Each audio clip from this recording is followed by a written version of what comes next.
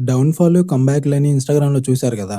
ఈ ఇయర్‌లో నేను ఫేస్ చేసిన కొన్ని హార్డ్ సిట్యుయేషన్స్ చెప్తా. మ్యాక్స్ అండర్‌గ్రౌండ్‌కెళ్ళిపోయే స్టేజ్‌కొచ్చేసిందనమాట. లాస్ట్ ఇయర్ డిసెంబర్‌లో ఇలా ఉండాల్సినోడిని ఇప్పుడు ఇలా ఉన్నా అనమాట.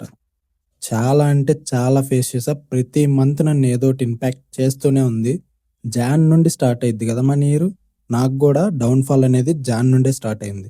ఫస్ట్ షోల్డర్ ఇంజ్యూరీ అయిందనమాట. షోల్డర్ ఇంపేజ్‌మెంట్. అది క్యూర్ అవ్వంగానే ఫెబ్‌లోనే ఎమ్మటనే మళ్ళీ వ్రిస్ట్ ఇంజ్యూరీ అయింది. మళ్ళీ జాండీస్ వచ్చింది. ఈ జాండీస్ నుండి రికవర్ అయ్యేలోపు మళ్ళీ గట్ ఇన్ఫెక్షన్ అయింది. సరే ఇవన్నీ ఎలాగోలా ఇంకా తట్టుకొని మళ్ళీ జిమ్ స్టార్ట్ చేద్దాం. మళ్ళీ కమ్‌బ్యాక్ ఇద్దాం అనే లోపు ఒక ఇన్సిడెంట్ అయింది మా ఫ్యామిలీలో. అదే మా డ్యాడీ చనిపోయారనమాట. సో, ఇది నన్ను ఇంకా లోకి తీసుకెళ్ళిపోయింది. చాలా అంటే చాలా లోకి తీసుకెళ్ళిపోయింది. దాని నుండి బయటికి రావడానికే నాకు చాలా టైం పట్టిందనమాట.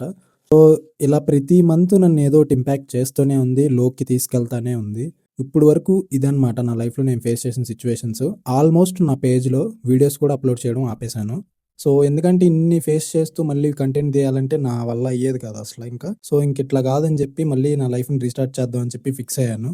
సో, ఈ రోజు నుండి నేను కన్సిస్టెన్స్‌గా జిమ్ అయినా సరే, ఫిట్‌నెస్ కంటెంట్ అయినా సరే, ఏదన్నా డిసిప్లిన్‌గా చేద్దాం అని చెప్పి నిర్ణయించుకున్నా అనమాట. సో, నేను గూడా మీకు చెప్పేది ఒక్కటే. మనకెన్ని ప్రాబ్లమ్స్ వచ్చినా దాన్ని ఓవర్‌కమ్ చేసి, దాని నుండి మనం ఏం నేర్చుకున్నాం అనేదే ఇంపార్టెంట్ అనమాట.